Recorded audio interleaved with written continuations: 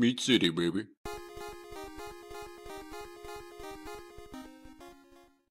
Hello and welcome back to Meat City Gaming. JD here with another video in Star Wars Galaxy of Heroes, and today I'm covering probably the most exciting event that I've had the pleasure of participating in Star Wars Galaxy of Heroes, the Artist of War, unlocking Grand Admiral Thrawn at 7 stars.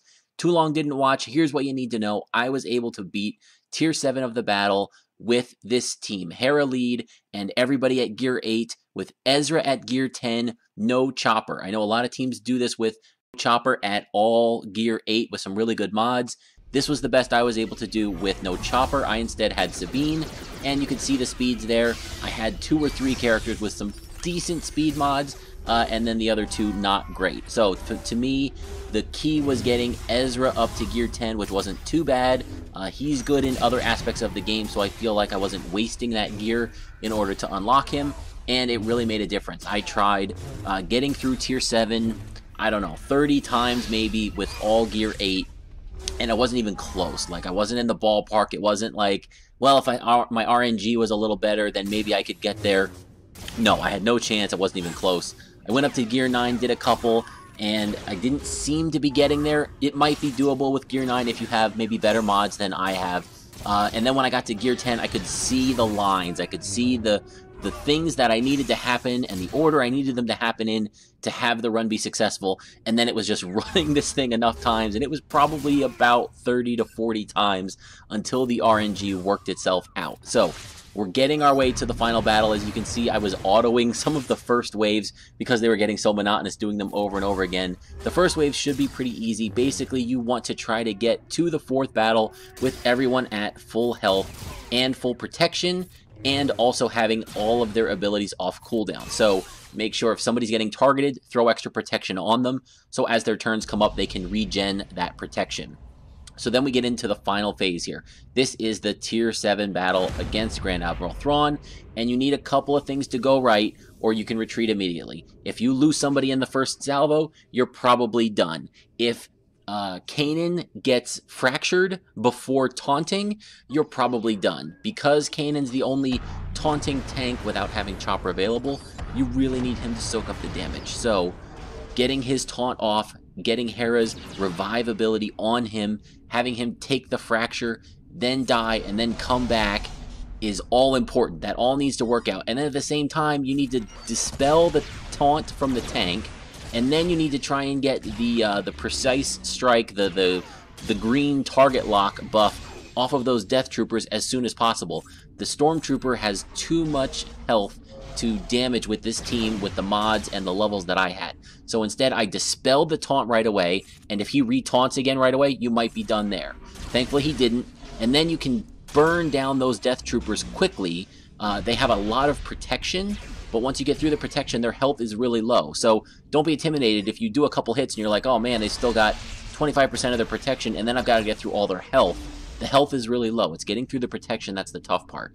So we were fortunate enough to dispel the Stormtrooper, get one Death Trooper down, dispel the other one so that he couldn't have the precise targeting, and now we're one hit away here. I'm hoping I can take this guy down, but first I put the backup plan on Kanan, and then boom, disaster strikes, and I almost quit the run here when Hera went down. It seemed too early to lose somebody, but I thought, I'm still here. Let's see how it goes. Kanan takes the hit there. He has the revive buff. Now we can get this Death Trooper down. No double attack from Ezra. Now at this point, I was almost kicking myself saying, oh, I'm just wasting my time. But I wouldn't be showing this to you if it didn't work. So we stuck around. I'm really trying to see if we can get this to go here. And my next thought is I need to limit Thrawn's turns. So Zeb goes in. I have a high potency set on him because Zeb is really important. He can stagger and stun if you can get him to apply.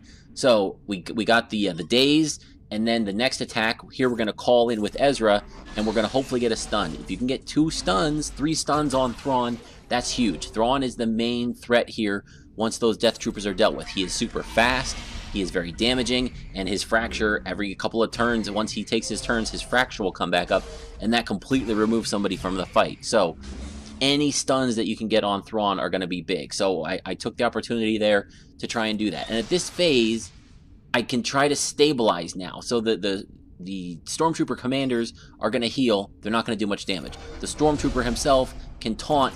He's not going to do much damage. So I want to control Thrawn, stun him when I can, and then find an opportunity to burst down one of the adds when I can. Unfortunately, if you leave one like that I just did, there's 2 commanders, they can heal themselves. So if you get one to 20%, and then you get 2 heals off, see, now he's back up to 100%. So you can waste a lot of potential damage if you can injure a target and then allow it to get healed. So be careful of that. Instead, maybe, go for the stun on Thrawn or remove Thrawn's protection if you don't think you're going to finish a target before the heals come off.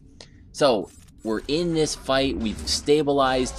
Thankfully, Zeb took the second fracture, had health remaining.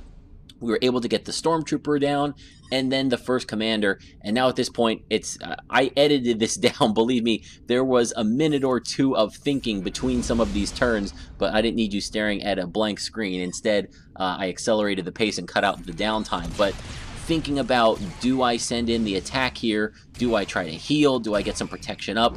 Was very careful consideration. And I'm sure I made some mistakes here. There may have been a better way to do some of the points of this fight, but at the end of the day, it worked out. We got there. Ezra was a beast with his damage. Bumping him up to gear 10, I think, was really big. Going to gear 9 is tough. There's a lot of, the common gear that everybody needs, the stun cuffs, the stun guns, all that. But going from 9 to 10 is much easier for a player like me. I've been playing since about March of 2017, so I have a big bottleneck getting people from 8 to 9, getting all those stun cuffs and stun guns, but I have extra gear going from 9 to 10. So once I got him to 9, the decision to go to 10 wasn't that big of one for me, and now here we are. We've got 4 characters left just against Thrawn, but be careful, he's still dangerous. If he fractures Ezra and pins Ezra or takes somebody out, that would probably still be the end of the run. Thankfully, Ezra's at full health, full protection. We're in good shape. We do have Retribution up. I wanted to make sure I got Thrawn's defense down all the way so it would take less hits. So we used 2 of Sabine's Darksaber strikes. His defense is basically gone now, and we can just blast through the remainder of Thrawn's health here. He can't get any health back.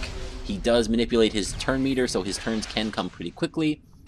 Unfortunate that he resisted Zeb's stun there. We could have really used one more, or daze and then one more stun. That would have been great, but he does take Zeb out. But at this point, it looks like we have the fight in hand. We get lucky. Ezra does a double attack at that point, even with the debuff, which decreases his chances to be super safe. I went with a taunt with Kanan, so he took the fracture. That leaves Ezra up. Ezra does the call-in attack and doesn't even need to go in himself. And there we go. We defeated Grand Admiral Thrawn, unlocked him at 7 stars, and basically all we needed was the team at gear 8 with Sabine, not Chopper, and Ezra bumped up to gear 10, who is a really good character. You're not wasting any of your gear as long as you have some plans for light side. He's a good Jedi, he's a good rebel. He can be used to get other characters like Palpatine, and so feel free to, not feel bad about bumping his gear up a little bit because he is useful in other aspects of the game. So now I'm going to let run through the characters just so you can see if you want more detail. You want to see which of their abilities I have Omega'd. I took most of their abilities to Omega or to the top level, but not all. I think certainly Hera, a couple of her abilities weren't at level 7. I did not put any of the Zetas on these guys. And I'm also showing you the mods that are on them. You can see the speed boost that they're getting. You can see the mod sets that are on them, the secondaries. If you're trying to gauge your ability to do what I did based on the mods, then feel free to take a look at the mods that I have, and you'll know if your mod situation is better or worse than mine. My mods certainly aren't great. I did get a couple of lucky ones, so I have a couple of, teen speed secondaries, but not many, and certainly not enough for more than 2 sets of secondaries on these characters. So that was my run. I'm going to let this play out. At the very end of the video, I'm also going to show the final wave for the Tier 5 and the Tier 6 battles, and I'll have a little note. I was able to beat Tier 5 with a straight Gear 8 team. I hadn't moved Ezra up.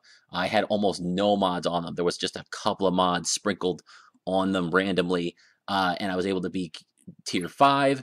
For tier 6, I did mod my team with just about the same mods they have now, not quite as optimized as this. I put most of my arena mods on them, but was able to beat it at gear 8.